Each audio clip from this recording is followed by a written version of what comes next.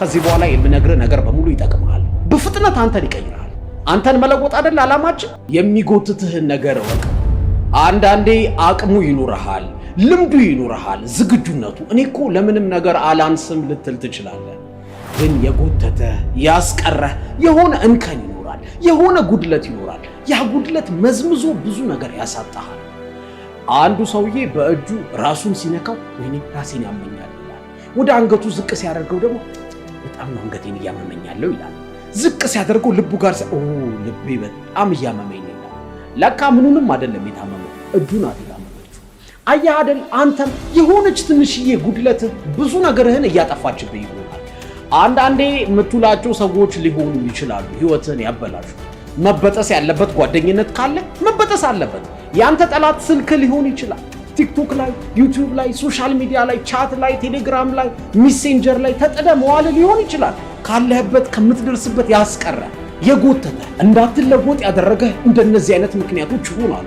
እንቅልፍ መውደድህ ይሆናል። ገንዘብ አጥፊ መሆንህ፣ በቃ ልክ ስታገኝ ለልብስ፣ ለመዝናኛ፣ ለመብያ፣ ለመጠጫ እያጠፋ ይሆናል። የሆነ የጎተተ ነገር አለ። በቢዝነስ፣ በስራ፣ በትምህርት እንዳትለወጥ ያደረገ ውሎህም ከሆነ ቀይረው ከሚጠቅሙ ጋር ዋል። አንድ አይነት ቀለም ያላቸው ወፎች አብረው ይበራሉ። ስለዚህ ራስህን ለመቀየር የሚጎትቱህን ነገሮች በሙሉ በጥሳቸው። ቁጭ ብለህ አስበው፣ ምንድነው ወደኋላ ያስቀረኝ በል። ያኔ ራስህን መቀየር ትጀምራለህ። ያውም በፈጣኑ ነው የምትቀይረው። ሰበብ አታብዛ። ጠዋት ስነሳ ይደክመኛል፣ ማታ አርፍጄ ስለምተኛ እኮ ነው። ጠዋት ተነስቼስ ምን እሰራለሁ? አርፍጄ ተነስቼም እኮ ምን የሚሰራ ነገር አለኝ ብለህ ነው አትበል። መጀመሪያ ተነስ። ከዛ አይምሮ ምን መስራት እንዳለብህ፣ ምን ህይወትህን እንደሚቀይረው በማለዳ ሊነግርህ ይችላል። ሰበበኛውን ቆፍረ ቅበረው።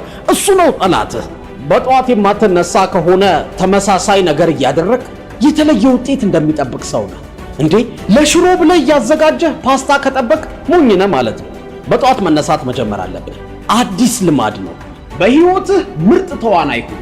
ሜተድ አክቲንግ የሚባል አንድ በጣም የሚታወቅ የፊልም አሰራር ጥበብ አለ። ወይም መስሎ ሳይሆን ሆኖ መተወን የሚባል። በቃ አክተሮቹ ፊልሙ ላይ ያሉ የእውነት ነው የሚመስላችሁ፣ ትጣሏቸዋላችሁ። መቼም ሰው ለሰውን ያየው ሰው ብዙ አለ። አስናቀ የሚባለው ገጸ ባህሪ የምርም በእውነተኛ ህይወቱ ጨካኝ ይመስላችኋል። በቃ የሚሳደብ ግልፍተኛ ይመስላችኋል። ለምን? ሰውየው መስሎ ሳይሆን ሆኖ ስለተወነ ነው። በህይወት ውስጥ አንዳንድ ጊዜ መስለ ሳይሆን ሆነህ መተወን ያሉበት ጊዜዎች አሉ። ለምሳሌ አንተ የምትፈልገውን ስኬት ቀድሞ ያሳካ ሰው አለ። አንተ መኖር የምትፈልግበት ቤት ውስጥ አሁን እየኖረ ያለ ሰው አለ። አንተ ህልሜ ነው የምትለውን ስራ አሁን እየሰራ ያለ ሰው አለ። አንተ ህልሜ ነው የምትለውን ገንዘብ እያንቀሳቀሰ ያለ ሰው አለ። አንተ ህልሜ ነው በቃ ፍላጎቴ ነው የምትለውን መኪና እየነዳ ያለ ሰው አለ። ያ ሰው ምን አድርጎ ነው እዛ የደረሰው? እሱን ሰውዬ ሁነው በቃ ኮርጅ። እንዴት ነው የሚያስበው? እንዴት ነው የሚወስነው? እንዴት ነው የሚለብሰው? እንዴት ነው የሚራመደው? እንዴት ነው ቀኑን፣ ጊዜውን፣ ገንዘቡን የሚያጠፋው? በምንድን ነው ጊዜውን የሚያጠፋው? የት ነው የሚውለው? እሱን ሰው መሆን አለብህ። የምትፈልገውን አታገኝም፣ የሆንከውን የምታገኘው። አየህ፣ መምሰል አለብህ። ሜተድ አክቲንግ ማለት እሱ ነው። መተወን መቻል አለብህ በህይወት። እንዴ አንድ ጥሩ ምሳሌ ልስጣችሁ። ዓለም ላይ በጣም የተከበረ ሼፍ አለ። ያ ሼፍ እንዴት አንድ ፒዛ እንደሚበሰል መረጃ ቢሰጥ፣ አንደኛ እንዲያድርግ፣ እንደዚህ ግዛ፣ እንደዚህ አሟላ፣ እንዲያድርግ፣ ከዛ ኦቨን ውስጥ ጨምረውና ለዚህን ያህል ሙቀት ስጠው፣ ከዛ እንዲህ ሲበስል እንዲያድርገው ብሎ መረጃውን ቢሰጥህና አንተ ቤት ገብተህ እያንዳንዱን ነገር አሟልተህ ያንን ፒዛ ብትሰራው ከሼፉ እኩል አሪፍ ፒዛ አልሰራህም? ሰርተሃል። ስለዚህ ምን ልፈልግ መሰለህ? አሁንም ቢሆን ባለሙያ መሆን ከፈለክ በህይወትህ አንተን የቀደመህን ሰው ኮርጅ፣ እርሱን ምሰል፣ ሜተድ አክት አድርግ። በቃ ራሱን ሁነው ህይወትን ትቀይራለህ።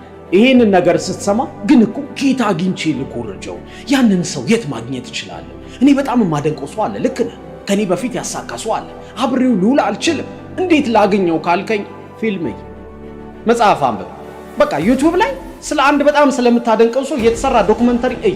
እሱ ያደረገውን ኢንተርቪው እይ። በምን አይነት መልኩ ውሳኔ እንደወሰነ በህይወቱ ምን እንደሚያስደስተው ምን ሰርቶ እዛ እንደደረሰ እይ። በቃ ኮርጅ። ለመኮረጅ ቀላል ምክንያት ነው ካንተ የሚጠበቀው። ራስን አዘጋጅ። በቃ ፈልገው ያንን ሰው።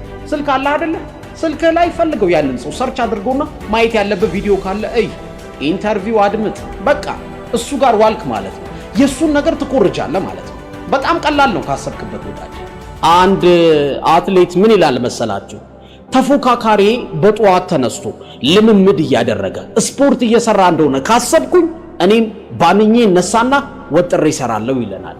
ግን ተፎካካሪ በዚህ ሰዓት ተኝቶ ከሆነ ወይ ደግሞ በቃ እንቅልፉን እያንቀላፋ እንደሆነ ከተሰማኝ አለ ሌላ ጊዜ ከምነሳበት ሰዓት በጣም ቀደም ብዬ በጧት እነሳለሁ ወጥሬ እሰራለሁ ይለናል። እዚህ ጋር ከፉክክሩ በላይ አንድ ነገር ማስተዋል አለብን። ከትላንቱ ማንነታችን ጋር መፎካከር አለብን። ትላንት የምትነሳው ከጧቱ 1 ሰዓት ከሆነ ዛሬ 12 ተኩል መነሳት አለብህ። ቀደም ማለት አለብህ። ቀደም ስትል አዲስ ነገር እየሞከርክ ነው። በህይወት አዲስ ነገር እየጠራህ ነው። አይቀርም አዲስ ነገር መፈጠሩ። ለምን? በጧት እየተነሳ ነዋ። በፍጥነት ህይወትህን መቀየር ከፈለክ፣ ራስህን መለወጥ ከፈለክ እምነት ላይ ጠንክር። ዓለምን የቀየሩ ሰዎች በሙሉ አማኞች ናቸው። ሚሊዮኖች ቢሊዮኖች የሚከተሏቸው በቢዝነስ ይሆናል በሆነ ዘርፍ ስኬታማ የሆኑ ሰዎች አማኞች ናቸው። አንተም አማኝ መሆን አለብህ። ካላመንክማ እንዴት ትቀየራለህ? እንደምትለወጥ እርግጠኛ መሆን አለብህ። እኔ እርግጠኛ ነኝ እለወጣለሁ አምናለሁ እንድትል አማኝ መሆን አለብህ። እምነት ደግሞ የሚገርማችሁ እንደ ቫይረስ ነው፣ ይጋባል፣ የሚሰረቅ ነገር ነው። ታዲያ ምን ይሻላል? መጽሐፍ ቅዱስ ወይ ቁርአን በየቀኑ አንብብ። ቢያንስ 1 ምዕራፍ ከመጽሐፍ ቅዱስ፣ ሙስሊም ከሆንክ ደግሞ 1 ሱራ ከቁርአን አንብብ። ለምን መሰለህ? ባነበብኩ ቁጥር በማይንድህ ወይም ደግሞ በስነ ልቦና ከነዛ ሰዎች ጋር ትውላለህ። መጽሐፍ ቅዱስ ስታነብ ስለ አብርሃም ስታነብ ከአብርሃም ጋር ትውላለህ። ስለ ሙሴ ስታነብ ከሙሴ ጋር በመንፈስ ትውላለህ። ሙሴ ያደረገውን ታይና እምነትህ ይጠነክራል። ቁርአንም ስታነብ ስለ ኢብራሂም ስታነብ ወይ ስለ ሙሳ ስታነብ ከሙሳ ጋር በመንፈስ ትውላለህ። እምነትህ ይጠነክራል። ለካ መለወጥ ይቻላል፣ በቀላሉ ህይወቴን ይቀይራል፣ እርግጠኛ ሆናለሁ ትላለህ። በፍጥነት ራስን ትቀይራለህ። አማኝ ከሆንክ ህይወት በጣም ቀላል ትሆናለች፣ እምነትህ ጠንካራ ከሆነ። ይቅርብህ ለሚልህ ውስጣዊ ድምፅ ቦታ አትስተው። ወዳጄ ምርጫው ያንተ ነው። ወይ ተኝተህ ህልም ታልማለህ፣ ወይ ተነስተህ ህልምህን ታሮጣለህ። እጅህን ወደ እሳትም ወደ ውሃም መጨመር ትችላለህ። መብቱ አንተ ጋር ነው። ተነስ ከተነሳ፣ አለበለዛ ተኛ። ህልምህም እዛው እንደተኛ ይጠብቅሃል። ለራሴ ያለሁት እኔ ነኝ በል። በቃ አንተ ካልተቀየርክ ማንም አይቀየርም። ሰበበኛውን ቅበር። ፈጣን ለውጥ አይደለም የምትፈልገው? ሰበብ የሚሰጥህን ውስጥህ ያለውን በጣም መጥፎ ድምፅ አቁመው። አንተ እኮ ድሃ ሀገር ነው የተወለድከው። እንዴት ራስን ትቀይራለህ? የሚረዳህ የለም፣ ዕውቀት የለህም፣ ገንዘብ የለህም፣ ልምድ የለህም። እንዴት አድርገህ ራስን ትቀይራለህ የሚለውን ሰበበኛ እንዳታደምጠው፣ ድፈነው። በቃ እኔ እቀይራለሁ። ለራሴ ያለሁት እኔ ነኝ፣ ማንም አይደለም ህይወቴን የምቀይረው። ራሴ ኃላፊነት ወስዳለሁ። 100% ራሴን የምቀይረው ለራሴ ያለሁት እኔ ነኝ ማለት ስትጀምር ትጠነክራለህ። ህይወትህ መቀየር ይጀምራል። እንዴ አይተህ ከሆነ ስትጠነክር ሁሉም ሰው ይፈልጋል። እሱ እኮ ጎበዝ ነው፣ ጠንካራ ነው፣ ዓላማ አለው፣ ይሰራል፣ ይበረታል ይሉሃል። መንግስት እንኳን የሚያበድረው ለሚሰሩ ሰዎች አይደል? ዝም ብሎ ቢያበድርህማ ትጠፋለህ። እንዴ የት ያምናሃል? የት የሰራኸው? ምን ሰርተህ ታውቃለህ ከዚህ በፊት? ስለዚህ አያበድርህም። የምታስይዘው ነገር ያስፈልግሃል። አየህ፣ ስትጠነክር ማንም ካንተ ጋር ያሽቃብጣል። ለራሴ ያለሁት እኔ ነኝ በል፣ ህይወትህን ትቀይራለህ በፍጥነት። ስንፍናህን ቆፍረህ ቅበረው። የዚህ ዓለም ስኬት ለተኙ አይደለም፣ ለነቁ ነው። ለፈዘዙ አይደለም፣ ለባነኑ ነው። አላርም ትሞላለህ፣ ጠዋት ለመነሳት ይጠራል። ስልክህ ይጮሃል፣ ትባንናለህ። 10 ደቂቃም ቢሆን አርፍጄ ልነሳ ትላለህ። ጊዜ ልትገዛ ትፈልጋለህ። 10 ደቂቃ ህይወትህን የሚቀይረው ይመስል የ10 ደቂቃ እንቅልፍ ምን ይጨምርልሃል? የ10 ደቂቃ ስፖርት ግን ትንፋሽህን ያስተካክለዋል። የ10 ደቂቃ መንፈሳዊ ንባብ ግን መንፈስህን ያድሰዋል። አየህ፣ ምን ታረጋለህ መሰለህ? ልክ 10 ደቂቃ ዘግይተህ ተነስ የሚል ስሜት ሲሰማ ከ1 እስከ 3 ቁጥር 1 2 3 ትልና ብድግ ትላለህ። ያኔ ማንነትህ ልዩ ይሆናል። እኔ እኮ ጀግና ነኝ፣ በጧት ተነሳው፣ በምፈልገው ሰዓት ተነሳው የሚል ስሜት ይሰማሃል። አለበለዚያ ግን ብርድ እኮ ነው፣ ትንሽ ጋደም ብትልስ፣ ትንሽ ብታርፍስ ለሚለው ስሜት ከታዘዝክና ከተኛ የስሜትህ ባሪያ ትሆናለህ። ህይወትህን አትቀይርም። ለምን? ስሜትን ማፈን አለብህ። አንዳንዴ ህይወትህን ለመቀየር ራስህን ለማሳደግ ከስሜትህ በላይ መሆን አለብህ። ተኛ፣ አርፍድ ከሚለው ስሜትህ በላይ መሆን አለብህ። ስለዚህ በህይወትህ ደስተኛ ለመሆን ሙሉ ኃላፊነት ውሰድ። ታላቅነትህን ቀስቅሰው። 11 ሰዓት ተነስ። ብዙ የምትሰራው አለ። ምክንያት ይሁን። ለምሳሌ ዝም ብዬ ደውዬ 100,000 ብር እስኪ እንድትሰጠኝ እፈልጋለሁ፣ በዚህ የባንክ አካውንት አስገባልኝ ብለህ ይሄ ልጅ እንዴት ደልቶታል ይቀልዳል እንዴ ትላለህ። ግን ደውዬ ይኸውልህ አሁኑኑ 100,000 ብር ካላስገባህ ቤተሰቦችን በሙሉ እዚሁ ነው ምረሽናቸው ብለህ ትደነግጣለህ። 100,000 ብሩን ከየትም ብለህ ታመጣዋለህ። ሌላ ቀን እኮ 100,000 ብር ሲባል የምትደነግጠው ሰውዬ 100,000 ብር ትልቅ የሚመስል ሰውዬ ቤተሰቦችን ሊያልቁ ነው ስትባል ከየትም ታመጣዋለህ። አየህ በህይወት ውስጥ ምክንያት ነው ያጣኸው እንጂ አቅም አንሶህ አይደለም፣ ጉልበት አጣህ አይደለም። ስለዚህ ምክንያት ያስፈልጋል። በነገራችን ላይ ህልም ሲኖርህ ዓላማ ሲኖርህ አንተ ትቀየራለህ። ያንን ነገር ለማሳካት ስትል ትለፋለህ፣ ትለወጣለህ፣ ሙሉ አቅምህን ትጨምራለህ። ስለዚህ ምክንያት ያስፈልጋል ማለት ነው ፈጣን ለውጥ እንድታመጣ። አንዳንድ ሰዎች ምን ይላሉ? እኔ እኮ በጣም ጠንክሬ የምሰራው እንዲሁ ስሜ ሲጠራ እንዳይንጠለጠል ቢያንስ ባለ ሀብት ገሌ ቢባል ጥሩ ነው ይላሉ። በጣም አሪፍ ነው። ዶክተር ገሌ ለመባል ነው የምማረው የሚልም ሰው አለ። በጣም ጥሩ ነው። ምክንያትህ ብቻ ምንም ይሁን የኔ ፍላጎት ትልቁ አስመጪና ላኪ መሆን ነው፣ ትልቁን ሆስፒታል፣ ትልቁን ሆቴል፣ ትልቁን ፀጉር ቤት መገንባት ነው ልትል ትችላለህ። በጣም አሪፍ ነው። ምክንያትህ ከሆነ እንድትሮጥ የሚያደርግህ ከሆነ ህይወትህን ትቀይራለህ። አንድ በጣም የሚያስቀኝ ምክንያት ያለው ሰው አለ። የባንክ ቤት ይቺ ገንዘብ የሚቆጥሩባት ማሽን የለችም። እሱን ገዝቶ ቤቱ ያስቀምጣል እና ሁልጊዜ ድምጿን ትር ሲል ይሰማታል። እና ምን ይላል መሰላችሁ? ይሄ ማሽን እኮ የሚቆጥረው ገንዘብ ያስፈልገዋል፣ ርቦታል ይልና ፈጥኖ ይሰራል፣ ወጥሮ ይሰራል፣ ራሱን ይቀይራል። ገንዘብ ያመጣና ሲቆጥረው ያድራል በዛ በማሽኑ። ከዛ ሁሌ እሱን ይሰማዋል፣ ገንዘብ ያስፈልገኛል ይላል፣ ይበረታል። በነገራችን ላይ ምክንያታችን ምንም ቢሆን ችግር የለውም። ሰው ላይ ግን ምቀኛ ሆነን ለሰው ኔጌቲቭ አስበን መጥፎ አስበን ሰዎችን ጠልፈን ጥለን አይሁን። ብቻ ትልቁን ፎቅ የምትሰራው በሁለት መንገድ ነው። የመጀመሪያው ያሉትን ፎቆች በሙሉ ትደመስስና ያንተን G+3 ረጅሙ ፎቅ ታስብላለህ። ሁለተኛው መንገድ ደግሞ ምን መሰለህ? በራስህ ጠንክረህ ረጅሙን ፎቅ ትሰራለህ። አየህ ምክንያት ሲኖርህ የኔ ረጅሙ ፎቅ ነው እኔ ትልቅ ቦታ ደርሳለሁ ካልክ የሌላው አያገባህም። ለራስህ ትበረታለህ፣ ትጠነክራለህ። ምክንያት ያስፈልግሃል ወዳጅ። ብዙውን ጊዜ ለውጥ ሲጀምር በጣም ፈጣን ሊሆን ይችላል። የመጀመሪያ ሰሞን አይታችሁ ከሆነ ስፖርት ስትሰሩ እንዴት ደስ የሚል ስሜት ተሰማኝ ልትሉ ትችላላችሁ። 11 ሰዓት የተነሳችሁ ሰሞን በጣም ደስ ይላል እኮ አንተ ጠዋት መነሳት ትላላችሁ። ስትደጋግሙት ግን ያ ስሜት ተደጋጋሚ ስለሚሆን ብዙም አታስተውሉት፣ ለውጡ አይታያችሁ። ምን ማለት መሰላችሁ? እና አሜሪካ የዛሬ 60 ዓመት የዛሬ 70 ዓመት ሲያድጉ በብዙ እጥፍ ነበር። መጀመሪያ ላይ ለውጡ ይታይ ነበር። 200%፣ 300% አደግን ይላሉ። ብዙ እጥፍ 2-3 እጥፍ አደግን ይላሉ። አሁን ግን አሜሪካ ወዴት ታድጋለች? ብዙ ጊዜ የሚያድጉት 1.1% ምናምን ነው። ለምን? ኦሬዲ አድገዋል። እድገታቸው ግዙፍ እንኳን ቢሆን የድሮውን አያስንቅም። ለምሳሌ አሁን ኢትዮጵያ ብታድግ ብዙ እጥፍ ልታድግ ትችላለች ገና ስለሆነች። ለምሳሌ የ2 ወር ሕፃን ልጅና የ5 ወር ሕፃን ልጅ ልዩነታቸው 3 ወር ግን አይታችሁ ይታወቃል ለውጣቸው። 2 ወሩ ገና ነው፣ 5 ወሩ አድጓል። ግን እኮ 3 ወር ናት ልዩነቱ። እነዚህ ልጆች ከ10 ዓመት በኋላ ብትመጡ ከ20 ዓመት በኋላ ብትመጡ እኩል ነው። አያችሁ ምን ማለት መሰላችሁ? ብዙ ነገሮች በህይወት ውስጥ ለውጥ ስንጀምረው መጀመሪያ ላይ አሪፍ ነገር እንዳያል እያደገ እየጨመርን ስንሄድ ግን ለውጡ ውስጥ ለውስጥ ቶሎ አይታይም። ትልቁ ህልም ጋር ለመድረስ የማራቶን ሯጭ መሆን ሊጠበቅብህ ይችላል። ወይም ትንፋሽ ያስፈልግሃል፣ ትዕግስት ያስፈልጋል። ራስህን ለመለወጥ ግን በፈጣኑ ትቀይራለህ። አሁን እንዳልኩ ማድረግ ብቻ ነው ካንተ የሚጠበቀው። እምነት ላይ መጠንከር፣ ካንተ በፊት ቀድሞ ያሳኩ ሰዎችን መሆን፣ እነሱ ያደረጉትን ማድረግ፣ ውሎህን መቀየር፣ መወሰን። እነዚህን ካደረግ በፍጥነት ትለወጣለህ። ህልሜ ግን በፍጥነት ይሳካ እንዳትል፣ እኔ በፍጥነት ልለወጥ። ምክንያቱም አንተ ስትቀየር ህይወትህ እስከ መጨረሻው ይቀየራል። በማለዳ ቀድማ የተነሳች ወፍ ትሉን ታገኛለች ይባላል። አየህ መነሳት ያለብህ ወሳኙን የህይወት ምዕራፍ ለማጣጣም ነው። እረ እኔ አርፋጅ ነኝ እያልክ ይሆናል።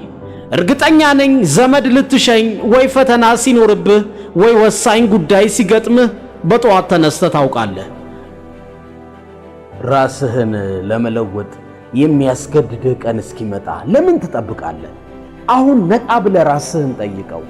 ነገ ምንድን ነው የምሆነው? ምን አይነት ዓለማዊና መንፈሳዊ ህይወት ነው የሚኖረኝ? ከማን ጋር ነው የምኖረው? ደስተኛ የምሆነው ምን ባሳካ ነው ብለህ ጠይቅ። ፈጣሪ በአንድም ይሁን በሌላ መልስ ይሰጥሃል። መልሱ ግልጽ እስኪሆን ግን ነገን አስበህ ራስህን ሁሌም አሳድግ። ገንዘቡን አስቀምጥ፣ መጽሐፉን አንብብ፣ ተማር፣ ራስህን አሳድግ። የሚጠበቅብህን ሁሉ አድርግ። ከሁሉ በላይ በጠዋት ተነሳ። ስለ ነገ ማወቅ የሚፈልግ ሰው ዛሬን ይመልከት። ነገ የት እንደምትደርስ የሚነግርህ የዛሬው ማንነትህ ነው። አሁን ቀንህን በምንድን ነው የምታሳልፈው? ምሽቱንስ በምን እያሳለፍክ ነው? ነገ መሆን የምትፈልገው ድንቅ ሰው እንደዚህ ነው ጊዜውን የሚያጠፋው? እንደዚህ ነው ጊዜውን የሚያሳልፈው? መልሱን አንተ ታውቃለህ። ታዲያ ወዳጄ አሁን ካልነቃህ መቼ ልትነቃ ነው? አሁን ካልተለወጥክ መቼ ልትለወጥ ነው? ጊዜው እየሮጠ ነው። ቆሞ አይጠብቅህ። ለአንተ ሲል አይዘገይ። እሱ ይሮጣል፣ አንተ ፈዝሃል። ንቃ እንጂ። አንተ ጊዜን ካከበርከው እሱም ያከብርሃል። ስለዚህ በጠዋት ተነሳ፣ ተጠቀምበት። ጊዜ መቼም አታገኘው። ካረጀ በኋላ ካሳካሃቸው ይልቅ ያጎደልካቸው ነው የሚቆጭህ። ለምን አልተነሳሁም ለምን ትላለህ ወደፊት? አሁን ተነስ፣ በጠዋት ተነስ። በቃ ከማንም በፊት አንተ ነቅተሃል። አንተ እየለፋ ነው፣ ህልምህን እያሮጥክ ነው፣ እየተኛህ አይደለም። ነቅተሃል ወዳጄ፣ ንቃ። ከአልጋህ የምትነሳው ነገ ለልጆችህ የምትነግራቸውን ታሪክ ልትሰራ ነው። ስንፍና እንዳይሰማ ከፈለክ የምወዳቸው የማከብራቸው ሰዎች እያዩን ቢሆንስ ብለህ አስብ። ያኔ ትጠነክራለህ። የምትሰምጠው ውሃ ውስጥ ስትገባ አይደለም፣ ውሃ ውስጥ ገብተህ ከቀረህ ብቻ ነው። ሕይወትህ የሚበላሸው ስትሳሳትም አይደለም፣ ለማስተካከል ምንም ካላደረክ ነው። በምንም ሁኔታ ውስጥ ብትሆን ተስፋ ቆርጠህ ዛሬን ካላቆምክ ነገ ያንተ ነው። እስከ ዛሬ ያልተነሳባቸው ጠዋቶች ዛሬ ያለህበት አድርሰውሃል። ከዚህ በኋላ የምትነሳቸው ጠዋቶች ከሰው በላይ ከምኞትህ በላይ ያደርጉሃል። አየህ፣ ከስሜትህ በላይ መሆን አለብህ። ጠዋት እንዳትነሳ የሚከለክል ድምፅ ካለ እንዳትሰማው። ትነሳለህ። አላርሙ ሳይጮህ አንተ ተነስተህ ፊትህን ታጥበህ ህልምህን እያሳደድክ ነው። እንቅልፍህን እየተኛ አይደለም። ለምን? ነገ ታሪክ እየሰራ ነው። ነገ ለልጆቼ የምነግራቸው ታሪክ አለኝ፣ ህልም አለኝ እያልክ ነው። ስለዚህ በጠዋት ትነሳለህ። ያውም 11 ሰዓት ትነሳለህ ወዳጅ። አይምሮ ምክንያት ነው የሚፈልገው እንጂ የሚነሳ ማንነት ነው ያለ። ጠዋት ተነስቼ ስፖርት መስራት፣ ማንበብ አለብኝ፣ አዲስ ነገር መሞከር አለብኝ ብለህ ምክንያት አስቀምጥ። ምክንያት ሲኖርህ ማንም ሳይቀሰቅስ ትነሳለህ። በተለይ ትልቅ ህልም ካለህ፣ ዓላማ ካለህ አላርሙን ሁሉ ትቀድመዋለህ። ከዛ ምን አይነት ቀን እንደምታሳልፍ አስበው እስኪ። በጠዋት ተነስተህ ፈጣሪህን አመስግነህ ጸሎትህን አድርሰህ የሆነ ሰላም የሚሰጥህን ነገር አንብበህ ቀለል ያለ ስፖርት ሰርተህ ሻወር ወስደህ ቁርስህን በልተህ ወደ ሥራ ወይ ወደ ትምህርት ስትገባ ምን አይነት ቀን እንደሚሆን አስበው እስኪ። ማታ ሁሉንም ነገር አድርገህ ልትተኛ ስትል የሚሰማህን ልዩ ስሜት አስበው እስኪ። ምን አይነት ተአምረኛ ቀን አሳለፍኩ፣ ቀኔን አሸንፌያለሁ፣ ጀግና ነኝ ስትል አስበው እስኪ። ይሄ ቀን ሁሌ ቢሆን የት እንደምትደርስ፣ ምን አይነት ደስተኛ፣ ምን አይነት ስኬታማ ሰው እንደምትሆን፣ ምን አይነት አመስጋኝ ብርቱ ሰው እንደምትሆን አስበው እስኪ። የምትተኛው ሲደክምህ አይደለም፣ የጀመርከውን ስትጨርስ እንጂ። አየህ፣ ሁሌም ቀኑ አልፎ ማታ ልትተኛ ስትል እና ጠዋት ከእንቅልፍ ስትነሳ ያመንክበትን ነገር እየሰራ የሚያስደስትህን ኑሮ እየኖርክ እንደሆነ አስበህ ደስተኛ ከሆንክ በቃ ስኬታማ ነህ ወዳጄ። የስኬት ጥግ ደስተኛ መሆን ነው። በየቀኑ የምትወስናቸው ትናንሽ ውሳኔዎች የነገ መድረሻህን ይወስኑታል። ማንበብ ውሳኔ ነው። ስፖርት መስራት ውሳኔ ነው። በጠዋት መነሳት ውሳኔ ነው። ለሕይወትህ ከሚጠቅሙ ሰዎች ጋር መዋል ውሳኔ ነው። ተኝቶ መዋልም እኮ ውሳኔ ነው። ብር ማጥፋትም ውሳኔ ነው። ቲቪ ከፍቶ ሲመለከቱ ማምሸት ማደር ውሳኔ ነው። ፊልም ማሳደድ፣ ስልክ ላይ ተጥዶ መዋልም ውሳኔ ነው። ጊዜህን ማባከንም ውሳኔ ነው። አንተ ነህ መወሰን የምትችለው። አየህ፣ ግን ከወሰንክ በኋላ ግን ሕይወትህን ይቆጣጠረዋል። የነገ መድረሻ ላይ እሱ ይወስንልሃል። ቲቪው ይወስንልሃል። የቀለድከው ቀልድ ያባከንከው ጊዜ ነገ ብኩን ያደርግሃል። ዋጋ የምትከፍለው ግን መጀመሪያ ላይ ነው። ጠዋት መነሳቱ፣ ስፖርት መስራቱ፣ ማንበቡ፣ ማጥናቱ፣ ገንዘብ ማስቀመጡ፣ ሌላውም ነገር የሚያስቸግርህ ስትጀምረው ነው። አንተ ጀምረው። አዲሱ ማንነትህ ሲለምደው አቁም ብትባል እንኳን አታቆመው ወዳጄ። ጣዕሙን የምታውቀው ስትቀምሰው ብቻ ነው። አየህ፣ ቶሎ ብለህ ጀምረው። ከዛ በኋላ የጣምህን ነገር ትደጋግመዋለህ። ሕይወት ላይ ቶሎ ለውጥ ይሰጣል፣ ትቀየራለህ። ማንም አይደለም ያንተን ሕይወት የሚቀይረው፣ ልማድህ ነው የሚቀይረህ። ጠዋት ተነስ። ዓለም ያከበረቻቸው የቢዝነስ ሰዎች፣ የመዝናኛው ዓለም ኮከቦች፣ የሀገር መሪዎች፣ ከሁሉም በላይ መንፈሳዊ ሰዎች ቀናቸውን የሚጀምሩት ከጠዋቱ 11 ሰዓት ወይ ከዛ በፊት ነው። እመነኝ ወዳጄ፣ በሕይወትህ የሆነ መቀየር የምትፈልገው ነገር ካለ አንዱ በጠዋት የምትነሳበትን ሰዓት አሻሽል። ሌላው ሲተኛ አንተ ተነስ። አይምሮህን በትኩስ አቅሙ ሳትጠቀምበት ከቀረህ ከዛ በኋላ ባለው ሰዓት ምንም ብታደርግ ፓወርፉል አትሆንም። ጠዋት እንደምትሰራው ጉልበተኛ አትሆንም። አቅም አይኖርህም። ስለዚህ ተነስ። ለማብለህ ነው የምትተኛው። ብዙዎች የማያደርጉትን ከባድ ነገር ካደረግ ሕይወት ቀላል ትሆናለች። አየህ፣ ሌሎች ተኝተው ሲያረፍዱ አንተ ተነስ። መክፈል ያለብህን ዋጋ ክፈል። ጥቂቶች ብቻ ከሌላው ተለይተው ለምን ስኬታማ እንደሚሆኑ ታውቃለህ? ምክንያቱም ለጊዜ ዋጋ ይሰጣሉ። ጊዜ ምን ያህል ልዩነት ፈጣሪ እንደሆነ ጠንቅቀው ያውቃሉ። በቂ ጊዜ እንደሌላቸው ከተሰማቸው በሌላ የሚያጠፉትን ጊዜ መስዋዕት ቢያደርጉም ግድ የላቸውም፣ የጠዋት እንቅልፋቸውንም ቢሆን። ይሄ ማለት 11 ሰዓት ከእንቅልፍ መነሳት አለብህ። ራስህን አሁን ያለህበት ማግኘት ትፈልጋለህ? ባለህበት መራመድ ትፈልጋለህ? እርግጠኛ ነኝ አትፈልግም። ስለዚህ በማለዳ ተነስ፣ የሚጠበቅብህን ሁሉ አድርግ። ተአምር የምትሰራው ራስህን አሳምነህ ከስሜትህ በላይ በመሆን ነው። ስለዚህ ማንም ሳይቀሰቅስህ ራስህ ተነስ።